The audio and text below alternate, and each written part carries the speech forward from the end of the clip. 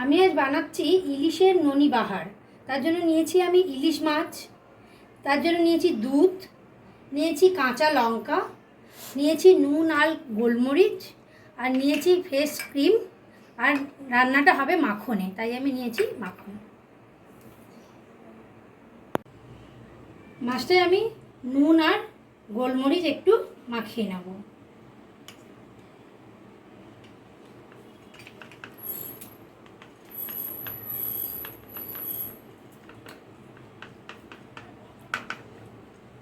দিয়ে আমি একটু রেখে দেবো কিছুক্ষণ। আমি প্যান বসিয়ে নিয়েছি, দিয়ে দেবো মাখন।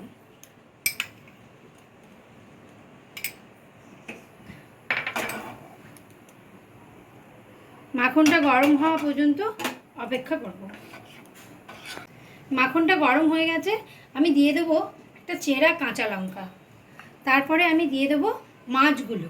মাছগুলো আমি একটু হালকা করে ভেজে নেব, মানে একদম লাল লাল করে ভাজবো না, যেটাকে বলে সতে করে নেওয়া, ঠিক আমি সেটাই করে নেব। এই মাছটা আমার সতে করা হয়ে গেছে, এবার আমি মাছগুলোকে তুলে নেব।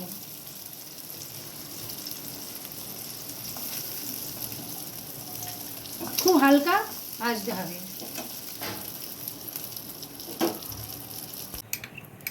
এই যে আমি আরেকটু প্যানে দিয়ে দেব মাখন। এই রান্নাটা একদম পুরোনো দিনের একটা অথেন্টিক রান্না, কম ইনগ্রেডিয়েন্টসে আর খুব খেতে সুস্বাদু। তোমরা কিন্তু বাড়িতে অবশ্যই রান্নাটা একবার করে দেখো। এবার তেলে আমি দিয়ে দেবো গোলমরিচ,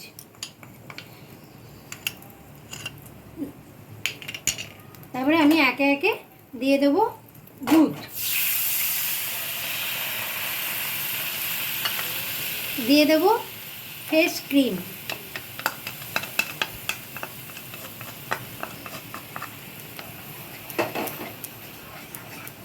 এবার এটা আমি ফুটে ওঠা পর্যন্ত অপেক্ষা করব।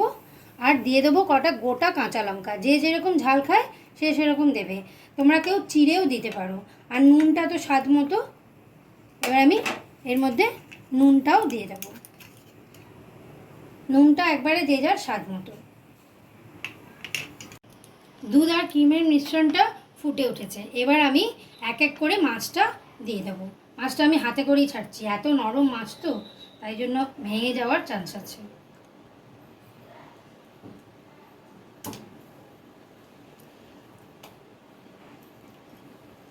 এবার আমি মাছটা কিছুক্ষণ ঢাকা দিয়ে রান্না হতে দেব। যে মাছটা দিয়ে দিয়েছি, এবারে ফুটে উঠেছে, এবারে আমি গ্যাসটা একটু মিডিয়াম ফ্লেমে করে দেবো আর একটু ঢাকা দিয়ে কিছুক্ষণ রান্না হতে দেবো। এই যে মাছটা ফুটছে, হ্যাঁ, আমি মাছটাকে এবার একটা একটা করে উল্টে দেবো খুব সাবধানে, কারণ এত নরম মাছটা ভেঙে যাওয়ার চান্স আছে।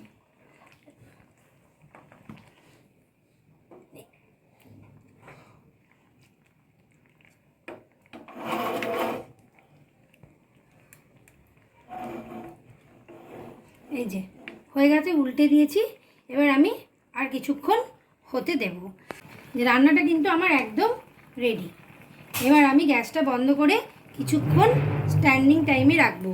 এই রান্নাটা সবাই বাড়িতে কিন্তু একবার অবশ্যই করে দেখবে, আর আমাকে কিন্তু অবশ্যই জানাতে কিন্তু ভুলো না যে রান্নাটা তোমাদের কেমন লাগলো।